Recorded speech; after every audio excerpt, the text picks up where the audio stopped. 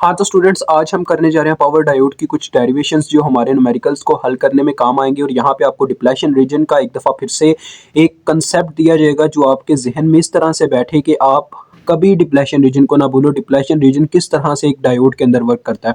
तो पहले हम डिप्लेशन रीजन पे ही बात करेंगे। तो ये मैंने पावर डायोड की देख लें आपके सामने शेप ड्रा की है। ये उसका इंटरनल यानी कि स्टैटिक सर्किट है, स्टैटिक शेप है उसकी। देखें एक पावर डायोड के अंदर क्या होता है, एक रेजिस्टर होता है, ठीक है बच्चों, और यहाँ पे एक वोल्टेज सोर्स के साथ यानी कि क्या लगा होता है अपना कैपेसिटर।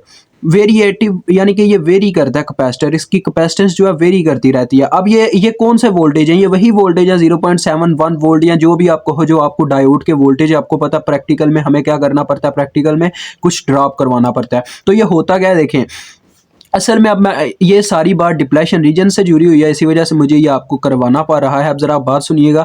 जब आप लगाते हैं फॉरवर्ड बायस में अपने डायोड के साथ बैटरी को, फॉरवर्ड बायस मींस कि उसके पॉजिटिव पोल पे पॉजिटिव साइड अटैच करवाओ अपने वोल्टेज सोर्स की और नेगेटिव साइड पे नेगेटिव अटैच करवाओ, ठीक है। मींस बैटरी उसके साथ फॉरवर्ड बायस में लगाई जाए तो क्या होगा, पॉजिटिव साइड से क्या जाएंगे, होल्स जाएंगे अपने डायोड की तरफ और नेगेटिव साइड से जाएंगे अपने इलेक्ट्रॉन्स। तो क्या होता है जी, डिप्लेशन रीजन तभी जनरेट होता है। देखें डिप्लेशन रीजन अंदर जनरेट होगा क्योंकि जो अपना डायोड होता है उसके अंदर पीएन जंक्शन पाई जाती है जिसके सेंटर में होता है डिप्लेशन रीजन। अब डिप्लेशन रीजन हमेशा बैटरी डिसाइड करती है इसको नैरो करना है या वाइड करना। नैरो मतलब मींस श्रिंक करना, उसको बिल्कुल कह रहे हैं सुकर जाना उस चीज का, ठीक है। और वाइड मींस उसको बढ़ा देना, उसकी विड्थ बढ़ जाना, चौड़ाई बढ़ जाना। अब तो मेरी बात गौर से समझिएगा बच्चों, जो हमारे पास डिप्लेशन रीजन है ना, वो एक रुकावट है हमारी करंट के फ्लो के लिए। अब ये डायोड किस तरह से वर्क कर पाता है, यानी कि ये हम कहते हैं कि जब रिवर्स करंट जाती है यानी कि रिवर्स बायस्ड होता है और हमारी करंट फ्लो ही नहीं कर पाती क्योंकि डायोड ओपन सर्किट हो जाता है, तो ये कहाँ से रुकावट आ जाती है, ये क्वेश्चन कभी आपके जहन में नहीं आया। तो यही चीज़ मैंने रिसर्च करके आपके लिए ये आज लेक्चर लाया हूँ। तो देखो असल में होता क्या है, जब हम क्या करते हैं, जो अपना डिप्लेशन रीजन होता है ना, डिप्लेशन रीजन में बहुत ही कम फ्री चार्ज कैरियर्स पाए जाते हैं जो चार्ज को कैरी करके मूव करवा सकें, ठीक है। तो डिप्लेशन रीजन बीच में सेट होता है पीएन जंक्शन के, यानी कि डायोड की अभी बात हो रही है। ये देखें, ये हमारा डायोड है ना, डायोड का इंटरनल सिस्टम कुछ इस तरह से देखें। इस साइड पे हमारा पी जंक्शन हो गया, इसके सेंटर में डिप्लेशन रीजन हो गया और इसके इस साइड पे हो गया अपना एन जंक्शन, ठीक है जी। तो इस साइड पे ये मैंने आपके लिए शेप ड्रा किया और मुझे कोई यहाँ पे मसला नहीं है। देखें ये हमारे पास शेप है, ठीक हो गया। अब देखें अगर तो हम इसकी पॉजिटिव, इस साइड पे इसका पॉजिटिव पोल है, means holes means positive charge और एन मींस इलेक्ट्रॉन्स जिनके ऊपर नेगेटिव चार्ज होता है। अगर तो हम इनके साथ बैटरी बिल्कुल सीधी अटैच करें, यानी कि इसका पॉजिटिव पोल पॉजिटिव से अटैच करें, नेगेटिव पोल नेगेटिव से अटैच करें, तो क्या होगा जरा गौर से देखें। ये है हमारा डिप्लेशन रीजन, ठीक है। तो बैटरी लगाने के बाद क्या होगा, यहाँ से होल्स आएंगे, ठीक है जी। मींस पॉजिटिव चार्ज आएगा, पॉजिटिव चार्ज का मतलब होता है होल्स, होल्स के ऊपर होता है पॉजिटिव चार्ज, ठीक है बच्चों। तो इस साइड से होल्स आएंगे जिन्हें हम केमिस्ट्री की ज़ुबान में प्रोटॉन्स भी कहते हैं, ठीक है जी।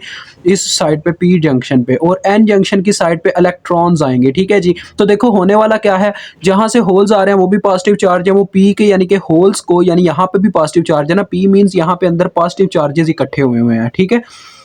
तो इनको क्या करेंगे, पुश अप करेंगे, यहां से इनको पुल करेंगे। इनको जब पुल करेंगे तो क्या होगा जी, ये इसके ऊपर जोर डालेंगे यानी कि डिप्लेशन रीजन पे। तो ये ऐसे ही एक बंदे को हमने खड़ा कर दिया दो बंदों के दरमियान, जो दोनों तरफ से उसके ऊपर यहां से जोर लगा रहा है। क्या होगा जी, आज आके एक ही काम होना, उसके ऊपर जोर भरते चला जाना, भरते चला जाना, और उसने कह ले ऐसे श्रिंक हो जाना, श्रिंक नैरो अपना एरिया कर लेना।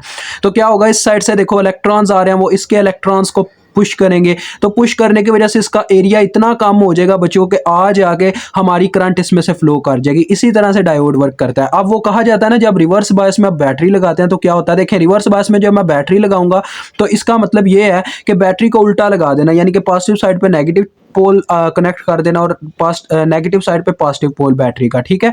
तो जब इस तरह से किया जाएगा तो क्या होगा, पॉजिटिव यानी कि होल्स वाली जंक्शन पे हमारे जाएंगे इलेक्ट्रॉन्स और इलेक्ट्रॉन्स वाली जंक्शन पे यानी कि एन टाइप पे हमारे जाएंगे क्या, प्रोटॉन्स। तो प्रोटॉन्स मींस होल्स, होल्स जब जाएंगे देखो क्या होगा, ये नेगेटिव चार्ज को अपनी तरफ अट्रैक्ट करेंगे। अट्रैक्ट करने की वजह से क्या होगा, यहां से इलेक्ट्रॉन क्या है, यानी कि बाहर की तरफ अट्रैक्ट होना शुरू हो जाएंगे। इसी तरह से होल्स भी जो यहाँ पे पॉजिटिव चार्ज है वो बाहर की तरफ अट्रैक्ट होना शुरू हो जाएगा। जब यहाँ पे कोई चीज़ बची नहीं, यहाँ पे भी कोई चीज़ बची नहीं, मतलब कि कम होना स्टार्ट हो गया, तो क्या होगा बच्चों, डिप्लेशन रीजन कर जाएगा वाइड, यानी कि इसकी कह रहे हैं लेट से यहाँ तक विड्थ आ गई इस साइड से और यहीं तक इसने डिप्लेशन रीजन है यहाँ तक भी विड्थ हासिल कर ली। जब इस तरह से हो जाता है तो एक इलेक्ट्रिक फील्ड जनरेट हो जाता है, जिसकी वजह से डिप्लेशन रीजन जो है वो यहाँ से इलेक्ट्रॉन फ्लो नहीं होने देता, जिसे मतलब कि करंट को फ्लो ही नहीं होने देता, जिसे हम कहते हैं ड्रिफ्ट करंट, लीकेज करंट। थोड़ा बहुत करंट लीक होता है लेकिन क्या लें गुजरता नहीं है ज़्यादा, ठीक है।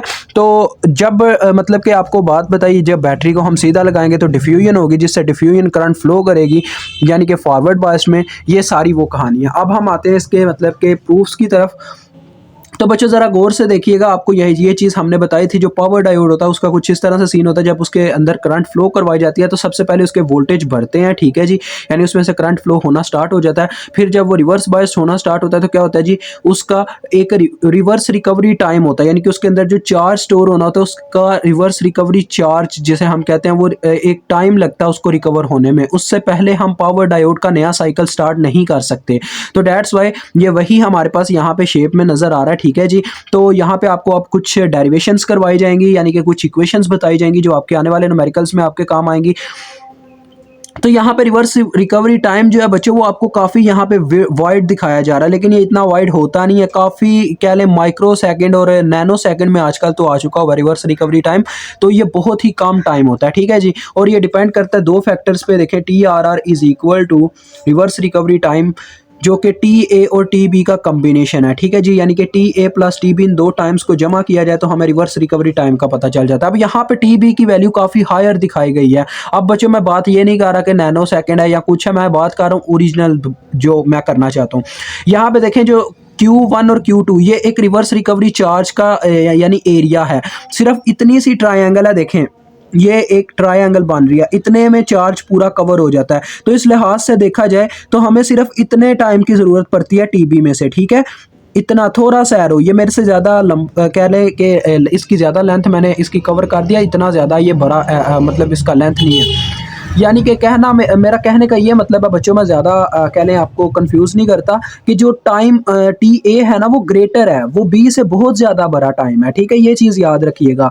तो ये चीज़ आपने नहीं बोलनी, यानी कि हमेशा आपको TA की वैल्यू ही बड़ी देखने को मिलेगी, TB की बहुत कम वैल्यू होगी। ये बस यहाँ पे मेरी शेप कुछ इस तरह से है कि आपको दिखाई इस तरह से दे रहा है, आपने बस याद रखना है। तो चीज़ मैंने आपको बता दी है। ये वो टाइम है बच्चों जिसमें हमारा चार्ज रिकवर होता है, डायोड फिर से तैयार होता है एक नए साइकिल के लिए, एक दफ़ा फिर से अपने में से करंट को फ्लो करवाने के लिए, ठीक है। तो उसके बाद ये जो करंट होती है इसके अंदर, ठीक है बच्चों, यानी कि रिवर्स रिकवरी करंट, यानी कि करंट उसमें से गुजरेगा तो उसमें से कुछ चार्ज यानी कि स्टोर होगा ना, तो लिहाजा वो रिवर्स रिकवरी करंट जिसे हम लीकेज करंट भी कहते हैं, ये किसके बराबर होती है। इसकी इक्वेशन जरा देखिएगा बच्चों। देखें, रिवर्स रिकवरी करंट मतलब कि बच्चों, अब मैंने आपको जैसा कि इसकी शेप दिखाई, इसमें अपना एक कैपेसिटर पाया जाता है। कैपेसिटर में आपको याद होगा कि चेंज इन करंट, करंट का चेंज आता है, तो लिहाजा चेंज इन करंट इसमें आ जाएगा। एक तो derivative of current means according to time, ठीक है, एक तो ये चीज़ आ जाएगी। दूसरे नंबर पे बच्चों कुछ टाइम लगेगा इसे चार्ज को स्टोर करने में, तो वो चार्ज होता है असल में Q1। तो देखो Q1 को स्टोर करने में कितना टाइम लग रहा है, TA या TRR भी इसको पुट किया जाता होता है, ठीक है। लेकिन TRR हम कहते हैं अप्रॉक्सीमेटली इक्वल होता है TA के, यानी कि हम कहते हैं TB की वैल्यू बहुत कम होती है, डेट्स उसको इग्नोर किया जाता है। वैसे तो यहाँ पे TRR भी लिखा जाता है, लेकिन हम देखें फिर क्या करते होते हैं। देखें, TRR पहले लिखते हैं, फिर कहते हैं नहीं जी इतनी ये जो करंट है ये ज़्यादा जो टाइम मतलब इसे लगता है रिकवर होने में, इतनी इस करंट को वो लगता है TA में, ठीक है। तो लिहाजा इसको हम कह देते होते हैं अप्रॉक्सीमेटली ये TA के इक्वल है, ठीक है। तो ये करंट की इक्वेशन आ जाती होती है। अब बात आती है कि रिवर्स रिकवरी चार्ज, चार्ज को रिकवर होने में कितना टाइम लगा। आप देखो बच्चों, टोटल चार्ज जो हमारा रिकवर हो रहा है वो क्या है, देखिएगा ज़रा, यानी कौन सा चार्ज रिकवर हो रहा है। एक Q1 और एक Q2, यानी देखें ना इतनी ट्रायंगल है ये Q1 प्लस Q2, यानी इतना चार्ज रिकवर हुआ है। तो QRR बराबर है Q1 प्लस Q2 के, ठीक है जी, जो कि बराबर है। अब देखें ये एक ट्रायंगल बन रही है, अगर मैं इस ट्रायंगल को ड्रा करता हूं तो मेरे पास कैसी इक्वेशन आती है मैं आपको दिखाता हूं। देखें इक्वेशन मीन्स सॉरी डायग्राम कैसी बनती है। तो ये देखें ये आ गई, ठीक है जी। यहाँ पे कुछ भी एंगल जो हम लेते होते हैं अल्फा मीन्स, और यहाँ पे परपेंडिकुलर है, तो ज़रा गौर से देखिएगा, परपेंडिकुलर पे हमारा चार्ज है QRR,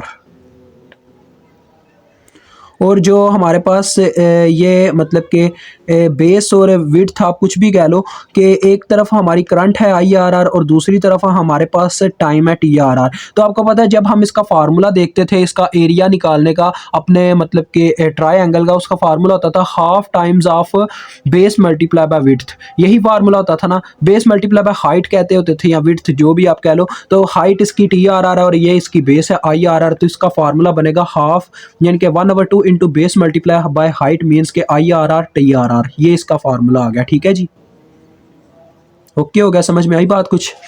तो यहीं से हम कुछ इक्वेशंस और भी बनाते होते हैं, जरा गौर से देखिएगा। यहां से मैं जो इक्वेशंस बनाऊंगा ये इक्वेशन आ गई है QRR की, जो आपने क्या ले के बेसिक लेवल के लिए याद रखनी है, आगे के डेरिवेशंस आपके जहन में वैसे ही बैठ जाएंगे। तो देखिए मैं अभी यहां से इक्वेशन बनाता हूं। लेट्स से एक ये देखें क्या आ गया हमारे पास, IRR इज इक्वल टू, कभी कभार हमें ना QRR दिया गया होता है और ये इनमें से कोई एक चीज मिस होती है, तो फिर हम इस इक्वेशन की मदद से वो निकाल लेते होते हैं। देखिए 2QRR हो गया। ठीक है यार, ये कैपिटल R और ये स्मॉल r, ये मेरा दिमाग खराब करते हैं।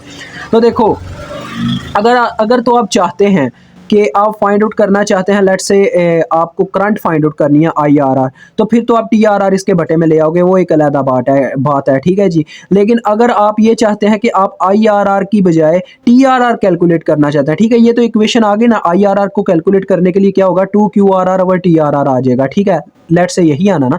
तो देखें अगर आप IRR को फाइंड आउट करने की बजाय टाइम को कैलकुलेट करना चाहते हो तो देखो क्या होगा, TRR इनटू, अब IRR की आपको इक्वेशन पता ही है क्या है वो, आप अगर यहाँ पे पुट करो TRR DI over DT is equal to 2QRR। ठीक है, तो देखो TRR से मल्टीप्लाई होने के बाद हो गया TRR का स्क्वायर, और ये ऐसे ही है साथ में अभी इसके साथ derivative of this one thing. ठीक है जी, तो देखो हमारे पास देखो बच्चों क्या आ जाएगा, TRR का स्क्वायर यहीं पे, अब स्क्वायर यहीं पे और ये डेरिवेटिव इसके बटे में चला गया, 2QRR over derivative of current. ठीक है, यहां पे चला गया इसका बटे में डेरिवेटिव करंट। जब हमने यहाँ पे स्क्वायर को खत्म करना चाहा तो हमने दोनों तरफ अंडर रूट ले लिया और ये इसका फार्मूला बन गया। ठीक है जी, ये तो था TRR के लिए, और आप जानते हो TRR की वैल्यू मिल गई तो आप TA और TB को भी अप्रॉक्सीमेटली फाइंड आउट कर सकते हो। तो बच्चों एक ये भी इक्वेशन होती है सॉफ्टनेस फैक्टर, इसको कहते हैं SF से प्रेजेंट करते हैं और इसका नाम होता है सॉफ्टनेस फैक्टर। ठीक है, इसकी इक्वेशन होती है TB ओवर TA। ठीक है, ये भी आपने नहीं बोलना, ये ऐसा ही है जैसे वो आपने इक्वेशन बीटा वाली याद की थी, beta is equal to base current collector current over base current, ये फार्मूला था उसका। ठीक है, याद है ना। तो ये उसी तरह से एक इक्वेशन होती है। वो और बात है कि ये ट्रांजिस्टर्स के लिए है और ये हमारे लिए अभी पावर डायोड्स के लिए इक्वेशन है। ठीक है, तो ये भी काफ़ी काम आती है हमारे। अब जरा गौर करें, यहीं से आप TRR जैसा कि हमने बात की थी कि अप्रॉक्सीमेटली TA के इक्वल होता है, तो आप ये भी कर सकते हो कि इसको लिख सकते हो कि अप्रॉक्सीमेटली ये इक्वेशन इक्वल है TA के, यानी कि आप TA की डायरेक्ट वैल्यू यहाँ से निकाल सकते हैं। ठीक है, और भी कई मैं यहाँ पे आपसे अब बातें करना चाहता हूँ। लेट्स से मैं कहता हूँ कि IRR की बात हो गई, QRR हो गया। ठीक है, IRR की तो बात हमने की ही है, वो कोई नहीं है बच्चों। देखो IRR की इक्वेशन में जो कह रहा था यहाँ से बन सकती है, वो मैं आपको दिखाता हूँ। देखें, लेट्स से कभी कभार ऐसा भी होता है कि आपको कह लें कि TRR की बजाय उसके फैक्टर बस दिए गए हैं उसके फार्मूले वाले। देखें ये इसके बटे में चला गया अपना TRR। ठीक है, तो TRR इसके बटे में चला गया, तो ये TA प्लस TB आप यहाँ से पहले फाइंड आउट करोगे, यहाँ पे पुट करोगे, QRR जो है वो भी आपको पहले से ही गिवन होगा। जब आप ये क्वेश्चंस करेंगे आपको समझ आ जाएगी। ये आपका आज का लेक्चर था, डेरिवेशंस मैंने समझा दी हैं। अब मैं यहाँ पे मार्क करता हूँ जो जो चीज़ें आपने याद रखनी है। First one this thing, second one is main formula. ठीक है, यानी कि दूसरा आपका ये मेन फार्मूला, तीसरे नंबर पे ये इक्वेशन, ये तीन इक्वेशन तो बहुत ही इंपॉर्टेंट है। उसके बाद ये चौथी इक्वेशन, बाकी सब डेरिवेशन है वो हम चाहें तो क्वेश्चन के अंदर भी कभी कभार कर लेते होते हैं। इट इज़ नॉट कंप्रोमाइजिंग, ये इस पे कंप्रोमाइज़ नहीं किया जा सकता। ठीक है बच्चों, यहाँ पे कंप्रोमाइज़ आपने कर लिया तो आपके साथ कह लें पावर इलेक्ट्रॉनिक्स कंप्रोमाइज़ कर जाएगी नंबर देने के टाइम पे।